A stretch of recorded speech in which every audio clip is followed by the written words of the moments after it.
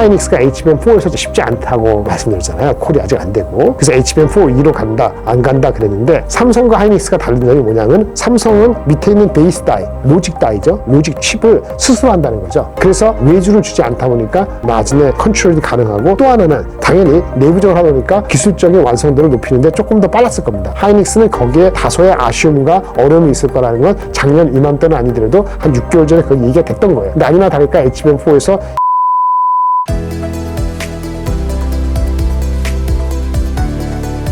매주 화요일 저녁 8시에 진행되는 무료 특강 아래의 링크에서 신청하세요. 매달 출시되는 삼성전자 하이닉스 2배 ETF가 국정 부활의 엔진이 될까요? 아니면 변동성만 키울 양날의 검이 될까요? 양날의 검입니다. 주가가 많이 오르면 오를수록 또 이익 실현이 많게 되고요. 그리고 혹여라도 올라가면 올라갈수록 다른 잡음이 나오면 거기에 민감한 사람이 생기게 돼 있습니다. 30만 원 산 사람이 있고 50만 원 사서 60만 원 산 사람이 있는데 ETF에 왕창 들어갔는데 그래서 이거죠. 장이 계속 좋다 하면은 더 살 겁니다. 그러니까 올라갈 때 더 올라갈 거고요. 노이즈가 세면은 내려갈 때 또 왕창 내려갑니다. 양날의 검인데 2분기 전망이 삼성전자 하이닉스 둘 다 예상보다 더 나온다. 하이닉스 같은 경우는 지금 평균이 60조 안 된다 이렇게 보고 있는데 2분기입니다. 1분기 안 나왔으니까 삼성전자는 57조 나왔죠. 2분기 전망이 이거 역시 80조는 안 될지 모르겠는데 그 전망보다 삼성전자 하이닉스 실적 나오고 나서 다음 주에 빅텍 실적 나오고 나면 5월 초 정도에 많은 투자 의견은 아니면 이익 전망이 바뀔 수 있습니다. 업돼야 되겠죠. 업되는 전망 2분기의 전망이 얼마나 올라가느냐에 따라 갖고 거기에 따라 달라집니다. 그 전망이 많이 올라간다면 ETF가 나올 때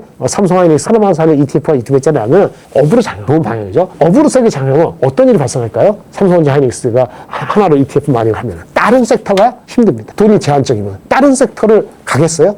이 섹터, 그러니까 소외되는 섹터는 더 소외될 수 있어요. 삼성 하이닉스가 강할수록 네. 삼성전자가 강화도 다른 섹터도 계속 강화하면 돈이 넘쳐나야 됩니다. 유동성이 있는 거죠. ETF는 만약에 삼성전자 하이닉스가 노이즈가 빅테크 쪽이 투자를 지원한다, 아니면 좀 운출한다. 그럼 삼성전자 하이닉스 많이 먹은 것만큼 ETF 중심으로 많이 매물이 쏟아질 수 있습니다. 그것이 다음 달에 뭐가 나올지 모르지만 그렇게 되면 다른 섹터 쪽으로 가면서 여기는 더 분열해 왔습니다. ETF라는 존재 자체가 그렇게 엄청난 겁니다. 참고로 말씀드릴게요. 24년 초 대비했을 때 26년 4월 현재 ETF 거래 금액이 2년 반 정도보다 시장 전체적으로 7배가 늘었습니다. 시장 전체가 ETF 자금이 돌아가는 게 7배가 늘었다고요. 2년 반 사이. 놀라지 마세요. 반도체 ETF는 얼마나 늘었을까요? 2년 반보다 30배가 늘었습니다. 그만큼 이슈가 되는데 반도체 ETF가 30배가 늘었어요. 거래될 수 있는 그 금액이. 근데 여기에 삼성전자 하이닉스 2배짜리 ETF가 또 들어온 거예요. 그러면 어떻게 되겠어요? 아까 말씀드린 것처럼 야 좋다 날아간다 하면은 다른 섹터가 안 날아가고 힘든 거고 애매하게 되는 건 다 버릴 겁니다. 반대로 노이즈가 심하면 그 부메랑은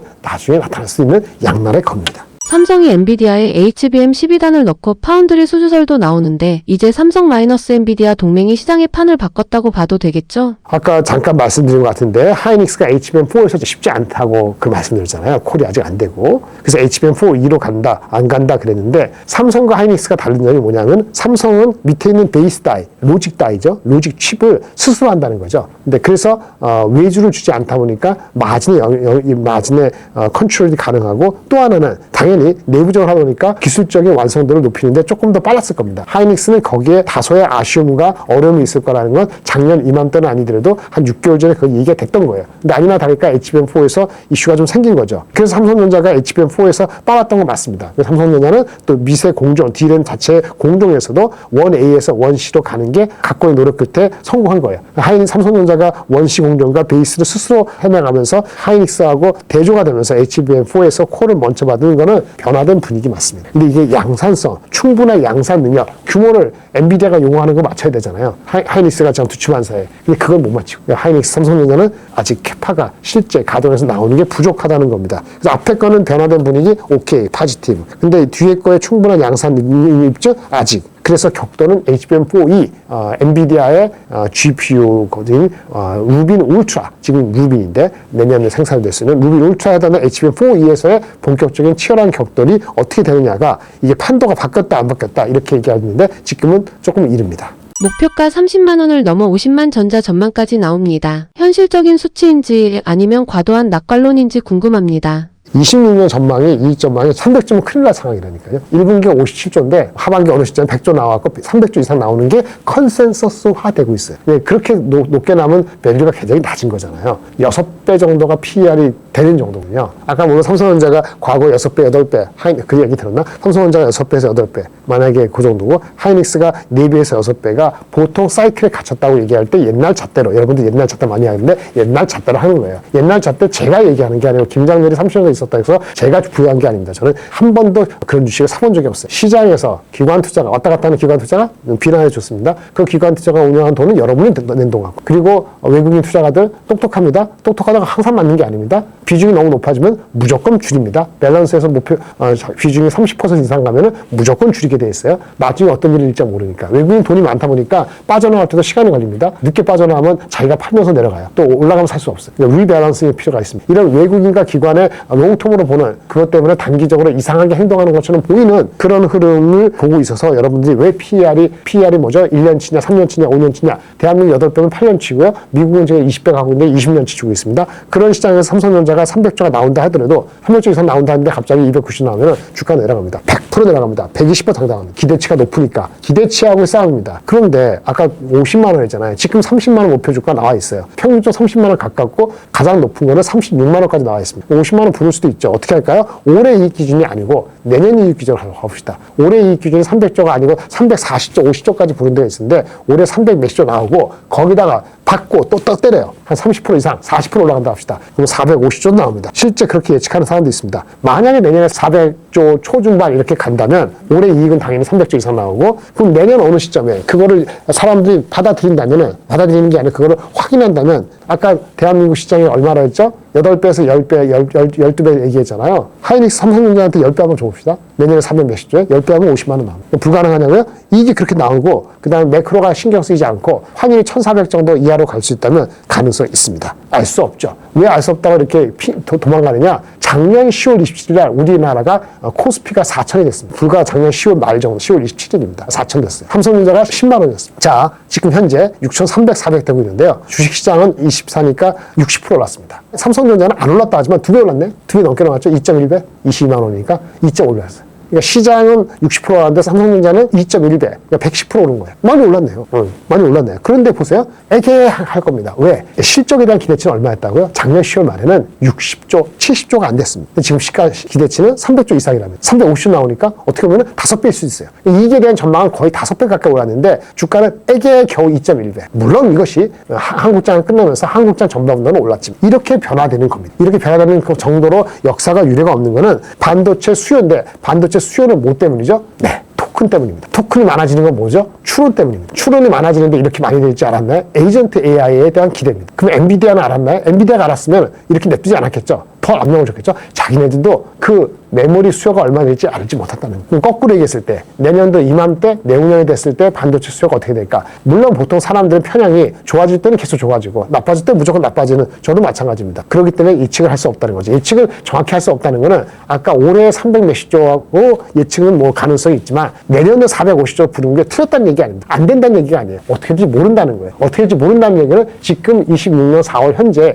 내년 거 이익에 대한 전망을 의미 있게 받아들여서 거기다가 그 이익이 얼마, 400조, 300조, 얼마 PER 6배, 8배를 허용 안 한다는 거예요. 대부분의 투자가들은 그걸 아직은 너무 이러라고 얘기하는 거기 때문에 아까 내년도 400 몇십 조에 PER 10배 하는 50만 원은 이론적으로 가능하다는 게 언제 가능할 것이냐, 언제 그걸 받아들일 것이냐 봤을 때 지금은 받아들이고 그거를 땡겨서 하기에는 조금 이르다고 보는 사람들이 더 많을 것으로 보입니다. 삼성전자가 정말 50만 원까지 가려면 파운드리 점유율이나 주주환원 중 어떤 퍼즐이 더 빨리 터져줘야 할까요? 둘 다 터져도 50만 원 되지 않습니다. 각각의 경우 파운드리 비즈니스가 얘네 가치가 200조 키우는 건 아니에요. 지금 한 50조에서 100조로 올라가는 50조 플러스 알파 효과입니다. 50조 플러스 알파는 삼성전자의 주가의 5%에서 10% 정도가 베스트입니다. 언제 그러면 그나마 5% 10% 부를 수 있냐? 예, 흑자되면 되죠. 흑자될 가능성은 사람들이 많이 얘기하기 시작했습니다. 다른 사람은 올해 말 내년도. 그럼 흑자되는 첫 번째는 뭐냐? 테슬라한테 작년에 받은 테슬라 AI 칩이냐? 아닙니다. 근데 가능성이 있어 보이죠? 퀄컴. 기타 포함해서 빅테크들이 실질적으로 TSMC가 부족하기 때문에 걔네가 캐파이어가 없어갖고 나 부족해요. 나 힘들어요. 저기 딴 데 놀고 있는데 삼성전자가 열심히 한대네요. 거기 가서 잠깐 갔다 오세요. 이렇게 해서 우리가 봤던 아니면 우리가 사실은 많이 나아졌다고 하니까 인정해야죠. 우리가 수익이 많이 나아졌어. 주기만 하면 우리가 열심히 해볼게요. 그래서 어떻게 되든 간에 그렇게 되면은 흑자 전환이 되면은 아까 말씀드린 것처럼 TSMC 밸류보다는 낮게 적용하더라도 그 가치가 지금 만약에 4, 50조가 가치가 포함되어 있다. 삼성전자 1000조 정도, 1000조 넘는 거에 4% 반영됐다면 이것이 100조, 120조 될 수 있어요. 그거가 30만 원이 아직 안 되는 걸 그거를 50만 원 하는데 의미 있는 거냐? 아닙니다. 그거 하나 갖고 세 발의 피죠. 두 번째, 주주환원 정책, 가능성이 있습니다. 아마 돈이 200조, 300조 이상 버는데 그렇다고 연구개발비를 갑자기 100조 쓰지 않을 겁니다. 투자비를 50조가 아니고 100조 쓰지 않을 겁니다. 그럼 돈이 남겠죠. 그럼 주주환원 정책 해야 됩니다. 실제 해야 된다고 하는데 하면 돼요. 얼마? 아마 배당금을 10,000원 정도 주면은 이거는 아마 반원도 준다면, 그리고 한번 그렇게 주면 배당성 높아지는 거잖아요. 한번 계속 줘야 되는 거니까 어느 정도 배당 성향의 기준에서 이익이 올라가니까 한 번 좀 10,000원이 내려가지 않을 가능성이 있죠. 올해보다 내년에 이익이 좋으니까. 이렇게 된다면 주주환원 정책에 대한 컨시스턴트는 못지않게 파운드리만큼 의미 있습니다. 아까 파운드리 의미가 5에서 10% 했으니까 이거 합하면 컴비네이션 20%죠. 컴비네이션 20%면 지금 30만 원 아니야 20만 원에 20% 얼마죠? 5만 원 가치입니다. 그러니까 이게 25만 원부터 30만 원이니까 두 개 다 되더라도 주가가 50만 원 되는 거하고는 별 관계 없어요. 주가 50만 원 되는 건 내년도 이익이 450조 나오면서 450조 가까이 나오면서 PR이 10배 줄 수 있는 토대가 이것이 중요합니다. 오늘 삼성 SDI의 폭등을 보면서 반도체에 쏠렸던 자금이 2차 전지로 대거 이동하는 수급의 대이동이 시작됐다고 봐도 될까요? 네, 이미 시작이 아니고 완성이 된 겁니다. 여기서 쫓아가는 건 부담이 될 수 있죠. 그래서 걱정이 되는 거죠. 걱정이 뭐냐? 많이 올라간 SDI 할 것이냐, 덜 올라간 LG엔솔 할 것이냐. LG엔솔은 근데 넘버가 잘 밸류가 안 되는데 에코프로 성계로 갈 것이냐, LNF로 갈 것이냐, 포스코 퓨처로 갈 것이냐, 아니면 더 가벼운 거 갈 것이냐, 이런 거죠. 한번 완성해서 올라온 상태는 이제는 좀 다르게 봐야 됩니다. 아까 코스닥 얘기할 때 유동성 장세가 지속될 것이냐, 코스닥 활성화가 지속될 것이냐. 2차 전지가 올라간 건 가장 큰 거는 자체적으로는 원래는 ESS 때문입니다. ESS 때문에 신재생 에너지의 개념이죠. 신재생 에너지가 가능성 때문에 ESS가 보완해주기 때문에 ESS가 풍력이건 데이터 센터건 아니면 태양광이건 거기에 붙어가서 가능성을 없애주는 역할로서 ESS가 성장하는 겁니다. LG엔솔이 ESS에서는 의미가 있죠. 아주 큰 의미가 있는데, 근데 ESS 관련돼서 투자를 한 거, 투자를 한 회사에서 선제적 투자하는 회사는 가능성이 있고 주가가 올라가는 게 타당하다 봅니다. 특히 SDI는 상대적으로 IT 회사로 여겨졌기 때문에 밸류가 참 낮았어요. 최근에 많이 올라왔기 때문에 이제 낮다고 할 수는 없습니다. 이런 약간의 애매한 큰 한 번의 파도가 같다고 보기 때문에 개별 호재 등으로 이렇게 올라간 것도 있는데, 다른 게 덜 올라간 게 키 맞추기도 하고 이런 패턴에 한바탕 갔어요. 이제부터는 실적이 확인돼야 됩니다. 두 번째, EV, 전기차 까먹었죠? 우리 2차 전지에 전기차 얘기 별로 안 하지 까먹었어요. 전기차 잘 안 팔리죠? 전기차가 전체 그 2차 전지 수요의 반 이상입니다. 그러니까 전기차가 너무 안 좋으면 ESS가 좋다가도 주가 가다가 또 내려가요. 근데 지금 그런 상태가 지금 한 작년 10월 달부터 반복이 되고 있는 건데, 현재는 ESS의 성장 동력에 대한 믿음이 더 강화된 상태고, 전기차가 나쁘다는 건 안 팔린다는 건 이미 확인이 된 거죠. 오늘 녹화하는 이 순간에, 오늘이 22일인데 23일 아침 오늘 밤에 테슬라가 실적이 발표되죠. 테슬라가 발표될 때 보통은 같이 안 가죠. 걔네들은 자율주행으로 가니까. 근데 만약에 자율주행 가는 건 좋은데 전기차가 단기적으로 잘 안 팔린다는 이 얘기를 하면 또 나쁘게 반응될 수 있습니다. 따라서 지금은 주가가 하루 정도 올라왔기 때문에 단기적으로는 그거의 숨고르기나 그런 영향을 보셔야 되고, 하지만 추세가 바뀌어서 혼자 내려갈 것이냐 대세하라, 그럴 가능성은 없을 정도로 기본적으로 ESS라는 기본이 있습니다. 그것이 강점입니다. 외국인과 연기금이 2차 전지를 사고 있습니다. 단순히 낙폭 과대에 따른 매수인지 아니면 캐즘을 완전히 통과했다는 신호로 봐야 할까요? 수요 정체가 캐즘이라고 그러죠. 그게 EV인데 전기차가 아직 판매가 잘 되고 있다는 얘기를 아직은 없습니다. 이것이 캐즘을 통과했다고 볼 수 없죠. 경기가 좋으면 빨리 통과하겠죠. 근데 지금 경기가 좋은지 까리까리하죠. 전쟁도 일어났고, 그게 아니더라도 금리가 인하를 못하죠. 인플레 때문에. 근데 금리를 인하를 거꾸로 해야 된다, 아니하면 안 된다, 이렇게 되는 게, 경기가 폭락하면 또 금리 인하 할 수 있겠죠. 그런 일이 일어나면 그런 게 마무리되고 나서 EV 쪽에 근본적인 턴어라운드 스토리, 우리 아까 말씀하신 캐즘을 벗어나서, 하지만 ESS는 그대로 있고 이게 컴비네이션이 돼야지 붕 하겠죠. 그럴지 어떨지 신호로 볼 만한 게 아직은 나타나고 있지 않고요. 아까 외국인과 연기금이 산 거는 반도체가 살 수는 없고, 반도체가 주춤한 것도 있고, 그러니까 모멘텀적으로는 ESS하고 그런 것이 모멘텀이 있으니까 샀다라고 말씀을 드릴 수 있겠습니다. 2차 전지 상승 여력이 가장 큰 원픽은 무엇인가요? 특히 삼성 SDI가 전고점 탈환을 넘어 100만 원 고지까지 노려볼 수 있을까요? 노려볼 수도 있죠. 똑같은 얘기인데 PER 배수를 27년도 PER 60배 정도를 주거나, 아니면 이익 전망이 엄청 올라가면 되겠죠. 근데 지켜봐야 됩니다. 일단은 좋은 거는 다른 섹터에서도 뭐 삼성전기 포함해서 변압기도 포함해서 밸류가 많이 높아졌어요. 밸류에이션이. 그러니까 SDI도 많이 올라왔습니다만 옆에 같이 올라간 놈들이 있다 보니까 나는 왜 안 돼? 이렇게 우길 수 있고, 또 받아들일 수 있어요. 밸류에이션에서 조금 더 관대해진 거는 포지티브하지만 어쨌든 이익적으로는 봤을 때는 대충 한 30%가 더 나온다든지 내년 거 내후년 걸 땡기다든지 아니면 전체적인 시장의 분위기가 더 높은 밸류에이션으로 흥분해야 될 것 같습니다. 에코프로 같은 소재주가 다시 주인공이 될까요? 아니면 LG엔솔이나 삼성 SDI 같은 셀 업체 중심의 차별화 장세가 이어질까요? 글쎄요, 제 개인적인 의견입니다. 제가 지금 오늘 말씀드린 모든 거는 제가 유니스토 자산하고는 전혀 관계없음을 다시 한번 눈을 강조드리고 지금은 제가 어드바이스 드리는 거지 투자에 대한 책임은 여러분 자신에게 있음을 말씀드리겠습니다. 저는 개인적으로 LNF를 소화합니다. 왜? 먼저 선제적 투자를 했기 때문에 주가가 최근에 많이 올랐습니다. 그래서 쉬어갈 수 있습니다. 양극재에서 에코프로 에코는 그런 측면에서 다소 약하지 않을까라고 싶고요. 셀업체도 여전히 괜찮은데요. 아까 말씀드렸는데 애널리스트 목표 주가를 보십시오. 목표 주가 곱하기 제 구독자들은 알 텐데 80% 또는 90% 만전 마진이죠. 애널리스트들이 여유를 두고 하기 때문에 그걸 고지고대로 100% 믿으면 안 돼요. 걔네들이 사기치려는 게 아니고 이 정도까지는 하면은 그거보다 약간 할인한 애누리를 두고 보통 얘기를 합니다. 사람은 다 그렇잖아요. 여러분들 내고할 때 그렇게 하지 100% 진심으로 합니까? 아닌 거죠. 그래서 SDI는 셀업체는 주가가 많이 올랐기 때문에 목표 주가 대비 안전 마진을 점차적으로 고려할 시기다. 이렇게 애들로 말씀을 드리겠습니다. 삼성 SDI를 따라 ESS 수혜를 입을 만한 서진 시스템이나 LS 일렉트릭 같은 숨은 진주가 있다면 소개 부탁드립니다. 네, 숨은 진주가 거의 없습니다. 많이 올랐고요. 상대적으로 서진 시스템은 싸긴 하죠. 싼 이유가 있어요. 이게 ESS가 매출의 핵심이 아니거든요. 드라이브 맞는데. 그러니까 싼 겁니다. LS 일렉트릭은 다릅니다. 좀 다르죠. LS 일렉트릭은 변압기 쪽은 좀 ESS 관련된 게 있긴 해요. 근데 하지만 이거는 ESS가 아니고요. 기본적으로 변압기 이슈입니다. 최근에 많이 올랐어요. 많이 올라가서 단기적으로는 또 쉬어도 누가 뭐라 하지 않을 상황입니다. 말씀드린 것처럼 분기 실적이 LS 일렉트릭이 분기 실적이 약간 못 미쳤는데 단기적인 거니까 큰 이슈는 아니고 오히려 오늘 올랐던데요. 안전 마진이 확보한 상태라면 이를 목표 주가 100이다.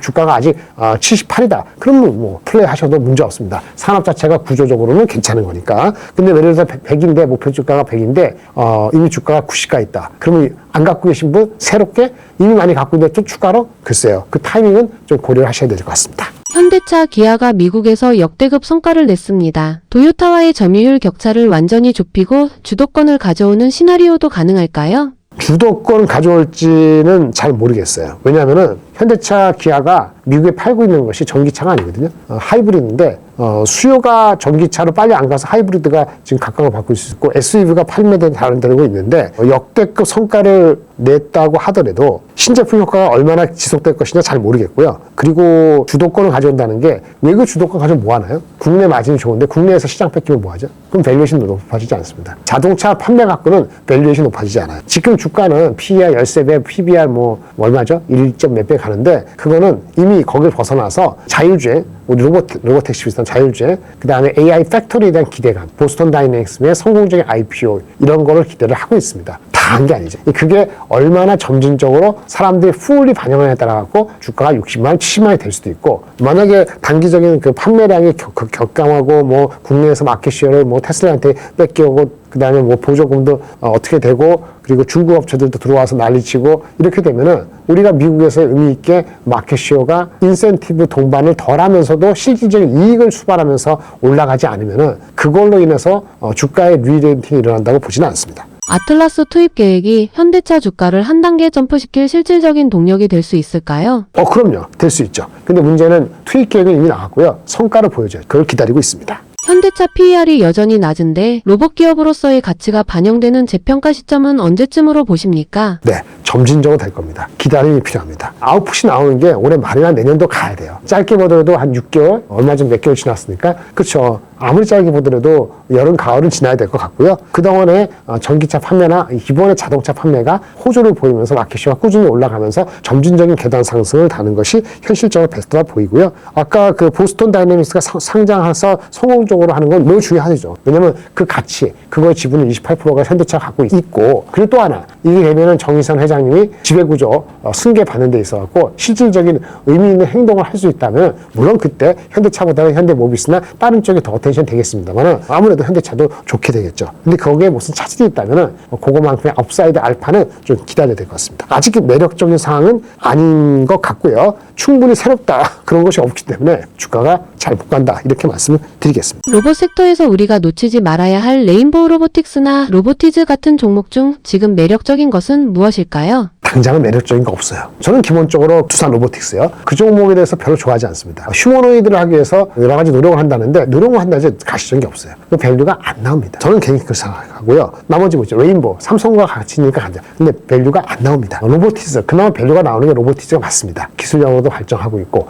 근데 걔네들이 양산에서 하는 스케줄이 되는데 좀 쉴 때가 됐어요. 좀 쉬고 있는 거고 언제까지 쉴지는 조금 더 기다려봐야 될 것 같아요. 그리고 글로벌 피어, 경쟁자 피어하고 대비했을 때 밸류에이션이 안 나오거나 너무 높으면은 그땐 따라가지 마세요. 좀 더 빠지고 나서 들어가야 되는데 지금 대형주 중심으로 이렇게 보류는 왔는데 대형주가 아까 말한 레인보우하고 두산 로보틱스보다는 오히려 로보틱스가 낫는데 로보틱스 쉬어간다. 아까 새로운 가시성인 게 확인될 때까지 이렇게 되는 거고요. 전반적으로 로봇이라는 것이 아까 삼성전자 하이닉스 포함해서 2차 저기 변압기 이런 쪽으로 다른 쪽에 중후장대가 조선주가 세면은 이런 쪽이 빨리 갈 수는 없습니다. 최근 급락한 광통신 테마주들 건강한 조정이 매수 기회일까요? 아니면 거품이 빠지는 구간이라 조심해야 할까요? 미국 기업하고 비슷했을 때 미국 기업보다 더 빨리 올라가면 거품입니다. 미국 기업이 PER은 50배, 70배니까 그보다 높으면 거품입니다. 그 PER이 50배, 70배 계산이 안 된다? 그럼 거품입니다. 언제까지 안 빠질까요? 예, 우리나라 돈 받쳐져갖고 현금 빼서 그거 사면은, 예금 빼서 사면은 거품이 잘 안 빠질 겁니다. 꼭대기에 그냥 사느냐?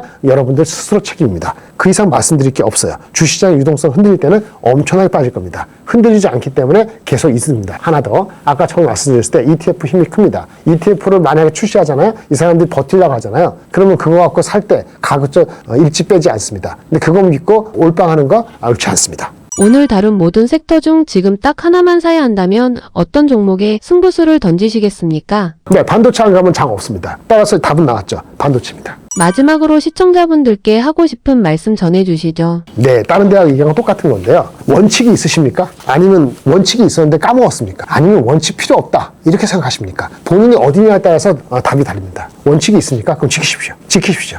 안 지키면 다 발전이 없어요. 원칙이 있는데 안 지키면 지켜야 되는 거고 원칙을 세우지 못했어요.